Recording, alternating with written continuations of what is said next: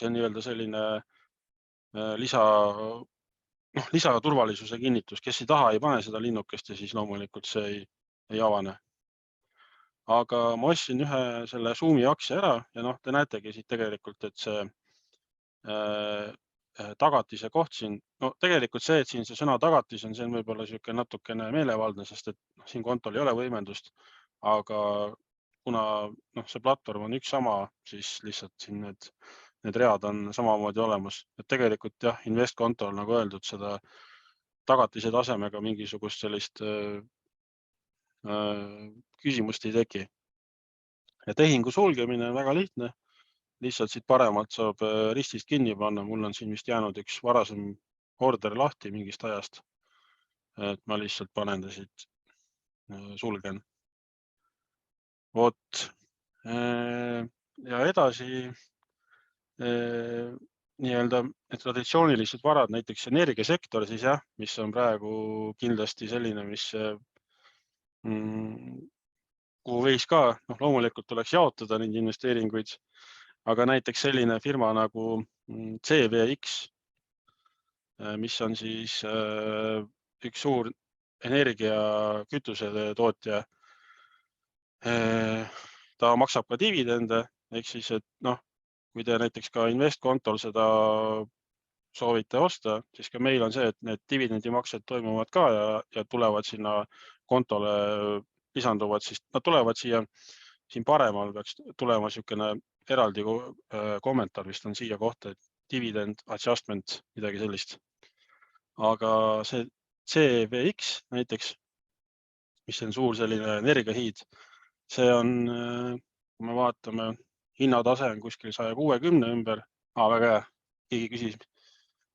Nii, väga hea küsimus, et kas investkontol on need mingisugused kulud või siis teisisõnu swapi tasud. Et ma olen seda öelnud ja ütlen hea meelega rõõmuga veel, et seal puuduvad igasugused hoiukulud või swapi tasud, et selles mõttes ta on nagu väga hea koht, kus tegelikult väikse summaga võib midagi pikalt lahti hoida. Et ja ma vist ei maininud seda, et investkontol tegelikult algkapital võib olla ainult 1 euro. Et näiteks seesama, ma olin siin ennem teinud ühe tehingu selle Biokartis aktsiaga.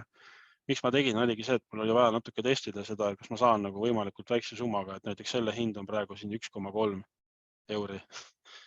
Et jah, see on nagu investkontol suur pluss, et tõesti, teil ei pea olema mingi suur summa tagavara, et te saate ikkagi vastavalt oma võimalustele mingisuguse väikse summa lihtsalt kuhugi ära panna ja te ei pea kartma nende hoiukulude pärast. Vot. Aga see, tulles tagasi, et see CVX on jah, selline ka praegusel ajal kindlasti alati suurema ka kauplemismahuga aktsia, mis eriti sellisel inflatsiooni ajal võib, ta võib rohkem kasumit toota ja rohkem dividende maksta. Vähemalt niimoodi on see peakoolitaja siis välja toonud. Edasi võib-olla, siis muidugi on sellised ma vaatan, et veel on midagi tulnud siin.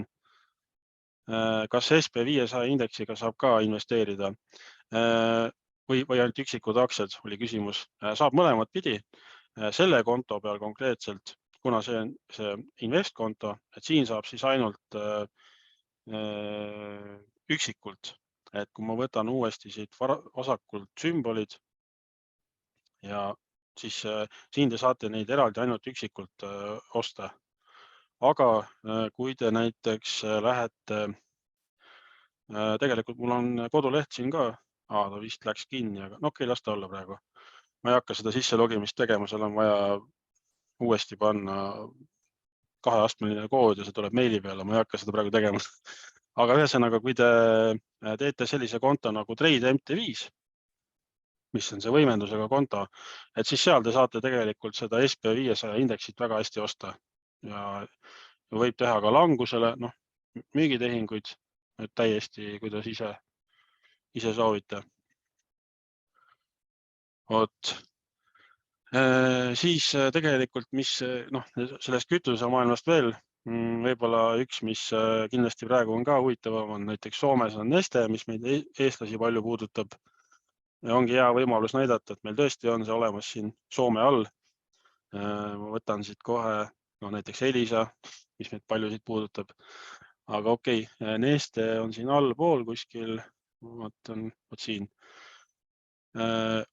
Võib-olla hea selline märge siia kohta, et kui te vaatate, et oi, et siin on mingisugune 15 minuti delay, et siis tegelikult sellest ei pea välja tegema, kuna meil on praegu demokonto, et siis demokontol on nii-öelda turu avanedes 15 minuti selline viivitus, aga kui teil on reaalkonto, siis seda ei ole.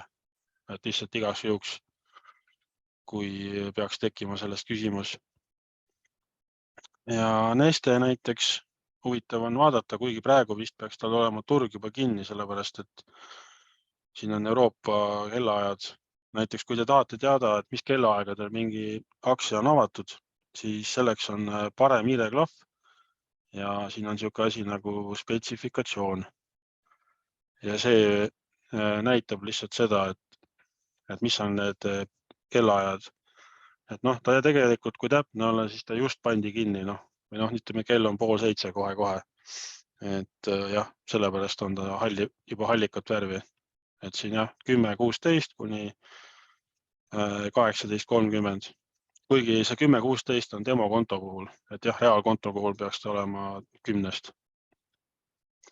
Aga tore, et siin oli veel küsimusi, et see on ainult suur rõõm. Et võib-olla on äkki midagi veel, sellepärast et ma ise mõtlesin ka, et ma ei tahakski seda koolitust esiteks teha nii, et ma ainult ise räägin, pluss nii, et ma näitan neid slaide ainult, sellepärast et ma arvan, et vähe huvitavam on see, kui ikkagi seda kauplemiskeskkonda või ütleme siis seda platvormi ennast näidata, pluss neid sümboleid ja kõike see, et kuidas see käib, sest et muidu võib-olla pärast hiljem, kui keegi tahab seda konto teha või kellel ei ole, et siis kui ta jääb millegagi hätta, siis lihtsalt võib-olla ei tea kohe, kust alustada.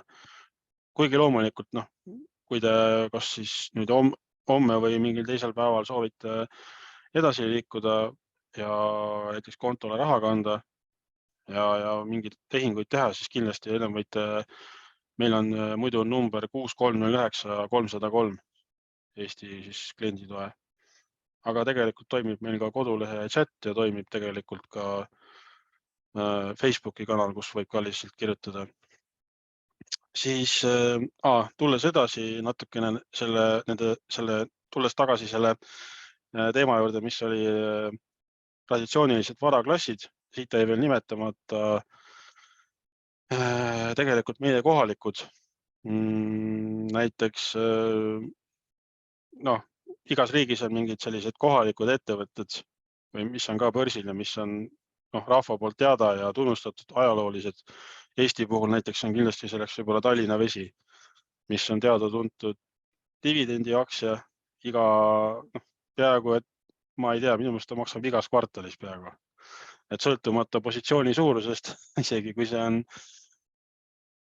paarkümmend euri, siis mõni sent dividende selle pealt ikkagi makstakse.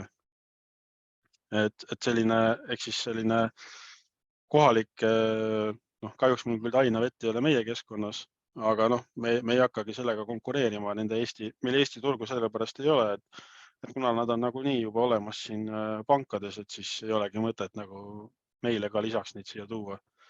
Meie puhul just see pluss on need USA turud, mis peaksid ikkagi jätkuvalt olema odavamad kui pangas, sest et ikkagi selle hoiukulu koha pealt ma ei ole nii kindel, kas ta on tasuta kõikide aktsiatega, vähemalt meil on. Ja avamistasu samamoodi ikkagi see paar euri või eur, see on minu teada ikkagi üsna selline enneolematult, nii odavalt ei saa keegi pakkuda. Aga muidugi siit võib tekkida see küsimus, et kuidas ta meil nii odav on see, et meie puhul see investkonto näiteks, ta ei olegi üldse selline, ta ei ole klassikaline investeerimiskonto, et ta on selline meie keskkonnasisene, ehk siis, et need konto tulemused või need numbrid, neid automaatselt kuhugi ei edastata. Ja see ongi võib-olla see, miks saame seda odavamalt pakkuda mingil määral. Kindlasti mõned on küsinud ka seda meie puhul, et kui tuleb mingi suurem kasum, et mis ma siis teen, et kuna meil ei ole investeerimiskontot, kuidas see raha nagu, kuidas ma seda kasumit siis ausa kodanikuna deklareerin, et mul ei tekiks pärast probleeme. Ja meie puhul on lihtsalt see, et kui tõesti see kasum peaks olema märkimisväärne, et siis üldjuhul Maksuamet on juba klienti sellest teavitanud, siis me ise saadame, kui tuleb see päring, saadame siis kas digitaalse või PDF väljavõtte Maksuametile või siis ka kliendile, ükskõik kuidas parem on. Ja tavaliselt sellest on nagu piisanud. Ja see väljavõte on siis kogu perioodi kohta koondtulemusega ja seal on ka kõik tehingud sees. Vot. Äkki on, siin on nagu tekkis selline väike küsimuste laine, et äkki on midagi võib-olla veel juhuslikult. Kui ei ole, siis veel 2 viimast alternatiivset varaallikat kindlasti on, mis meie keskkonnas on olemas, on kuld. Ehk siis kuld on ka igasugustel aegadel alati paljude spetsialistide hinnangul olnud selline varaklass, kuhu võiks või peaks investeerima. Ehk siis meie juures küll ei saa füüsilist kulda osta, aga saab osta kulda väikese võimendusega. Kulda meil ei ole jah, nüüd konkreetselt selle investeerimiskonto peal, mis ma siin enne näitasin, aga kuld on olemas selle Trade MT5, mis on see võimendusega konto, et selle peal on võimalik seda soetada. Ja kulla puhul võimendus peaks olema seal kuskil 1/10, sõltub siis kliendi staatusest, kas ta on, tähendab kõigemini, kas konto on Jordaania all, siis on kõrgem võimendus seal kuskil 20 ja niimoodi. Aga kui on Küprose all, siis see võimendus on ikkagi suhteliselt väike. Kulla puhul ongi võimendus tegelikult väiksem kui näiteks nendel Forexi instrumentidel. Ja kulla puhul lihtsalt ta on selline teada-tuntud, mitte siis minu isiklik, ma ei pretendeeri sellele, et see minu isiklik mingi nägemus või hoiak, aga paljude analüütikute ja asjatundjate poolt ta on pikaajaliselt hea varaklass, mida hoida, sellepärast et tavaliselt ta peab paremini lihtsalt vastu nendele sellistele turbulentsetele aegadele, kui just aktsiaturud hakkavad väga palju langusi tegema või hüppama. Ehk siis ajalooliselt, ütleme, inflatsiooni ajal on, kui inflatsioon on hakanud tõusma, siis on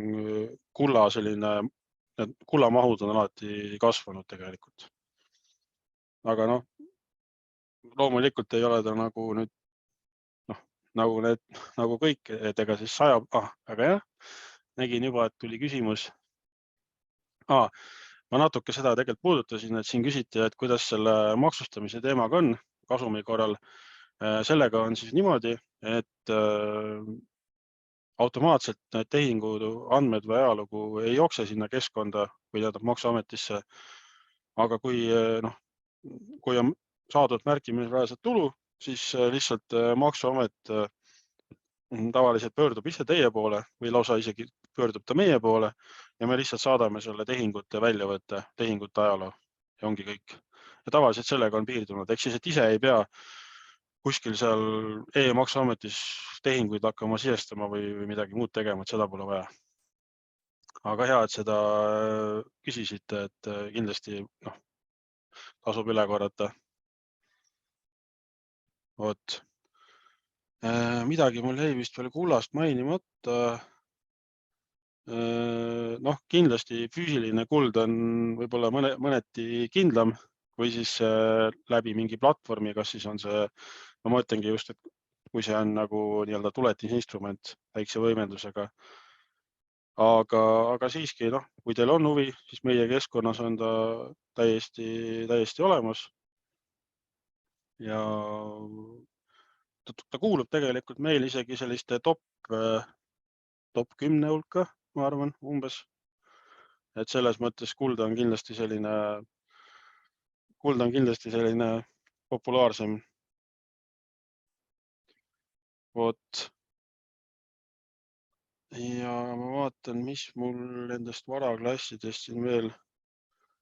No tegelikult jah, mõned sellised ETF-id ehk siis börsil kaubeldavad fondid on siis see definitsioon välja kirjutatuna. Näiteks ma vaatan, kas meil on seda siin platvormis ka. Üks on selline nagu GX2. Ma vaatan kohe, kas ma saan uuesti jagada seda platvormi ja sümbolid. Ongi hea üle korrata, et kuidas otsida sümboleid paremalt siit. Parem hiireklahv, sümbolid ja siis võib see üles kirjutada. Ta peaks siin olema, aga ma vaatan korra. Nii. Või tundub, et ei olegi. Jah, nende börsil kaubeldavate fondidega on see, et meil on, siin tuleb ära märkida see, et meil on küll paljud siin nimekirjas, aga näiteks USA ETF-idega meie keskkonnas isegi kaubelda ei saa. Ja see on puhtalt selline juriidiline värk, et kuna me tegelikult ametlikult ei tohi siis onboardida USA residente, siis me ei saa nagu pakkuda ka neid varaklasse või neid börsil kaubeldavaid fonde me ei saa pakkuda. Ma täpselt nüüd ei tea, mis see nagu lõplik põhjus selle taga on, aga nii see kahjuks on meie puhul. Vot. Aga äkki on mingid küsimusi veel võib-olla siin, et see, niimoodi, väike küsimus. Investkontol vahendustasu. Seda ma vist mainisin, et see ongi lihtsalt selline paari euro õigemini ametlikult siis, kui te ostate kuni 100 aktsiat, siis on 1 euro ja kui te ostate enam, et siis on ta juba 1% sellest tehingumahust. Et jah, lihtsalt üldjuhul siis kuskil 1 euro on see, sõltuvalt tehingumahust on see kulu, mis teil tehingu avades on. Ja samamoodi siis, kui te tehingu kinni panete. Vot. Aga väga hea, selles mõttes on vähemalt mingeid küsimusi tulnud, et see on ainult positiivne. Nii, panen siit selle kinni. Aga uskumatu, kuidas see aeg on juba ruttu läinud. Ma ei saa üldse aru, kuidas nii kiiresti see on. Kell on juba jah niimoodi, et vasti see Zoomi keskkond paneb selle kinni meil. Aga kokkuvõtvalt, ma ei tea, kui palju seda saab nii kokku võtta. Et võib-olla siis midagi nendest soovitustest või mis on nagu välja toodud, jäi meelde, et praegusel ajal loomulikult see esimene kinnisvara kindlasti on pikaaegne investeering ka inflatsiooni ajal. Muidugi tuleb tõdeda seda, et kui te praegusel hetkel seda laenuga teete, siis kindlasti see intressimäär koos selle praeguse Euriboriga võib olla seal juba varsti 4%. Ehk siis jah, tuleb hinnata, et kas see tasub ära selles mõttes, et kas see nagu üürile antav kinnisvara või see on isiklikuks tarbeks. Kui ta on võib-olla välja üürimiseks, siis sõltuvalt kui hea või millise hinnaga ta näiteks võrreldes selle tegeliku väärtusega on, millega te selle soetate, et siis võib ju tegelikult sellel ka praegusel hetkel jumet olla.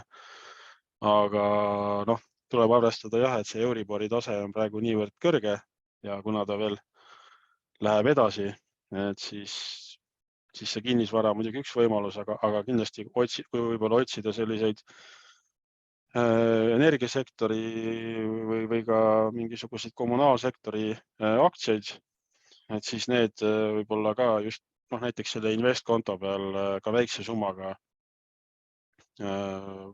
võivad kindlasti ka mingisugust väikest tulu anda. Ja noh, kui ka kohe seda tulu ei teki, siis vähemalt hea on see, et kuna hoiukulu ei ole, mida ma vist olen juba, ma ei tea, mitu korda öelnud, et siis te võite seda positsiooni niimoodi nii kaua hoida, et teil ei söö see aktsia hoidmine seda kogu väärtust ei söö ära mitte kuidagi. Ja mis veel võib-olla üle korrata, jah, mis siin nagu tuli jutuks, oli siis maavarad ja siis sealt ka kuld. Loomulikult ka maavaradest muidugi, ma ei tea, kui palju ma seda naftat puudutasin, aga nafta kindlasti ka. Aga kuld jah, eelkõige kindlasti, mis on alati sellistel inflatsiooniaegadel rohkem olnud nõudlust selle järgi ja rohkem liikunud. Vot. Ja ega siin tegelikult väga palju rohkem ei olegi. Lõpus ka lihtsalt minu emaili aadress, kui on mis tahes küsimusi kontodega või midagi, äkki selle webinari raames midagi pärast, et siis kindlasti võite üle küsida ja tegelikult meie nagu kõik webinarid on siin YouTube'is. Siin, kui te lähete lihtsalt YouTube'i, panete Admira Markets, peaks tulema see meie nii-öelda global site, kus on ka seesama webinar inglise keeles selle nii-öelda selle kaupleja poolt, kes on siin need mõtted välja toonud. Et võib ka sealt seda järgi vaadata. Ja ega mul nagu rohkem midagi väga lisada ei olegi. Lõppu loomulikult riskihoiatus, mis iga koolitusega on kohustus ette näidata. Mis see riskihoiatus, eks ole, ütlebki seda, et kauplemine finantsinstrumentidega, näiteks nagu CFD-dega, no ühesõnaga kõikide selliste instrumentidega, millel on võimendus, hõlmab endas suurt riski ja tuleks alati läbi mõelda ja see ei ole kindlasti sobilik kõikidele, seetõttu võib-olla vana tõde. Lihtsalt väga tore, et sooviti juba vahvat õhtut ja tänud, et sellele on ainult hea meel. Tegelikult jah, ma vaatangi, et see keskkond 6:45 selle Zoomi peaks lõpetama, nii et ma arvan, et ma võin siis tasapisi selle asja kokku võtta. Et aitäh neile, kes kuulasid. Oli küll kahjuks ligi 3 korda vähem kui neid registreerinute arvust, aga siiski need, kes siin kohal olid, tänud. Ja soovin teile head õhtut. Aitäh!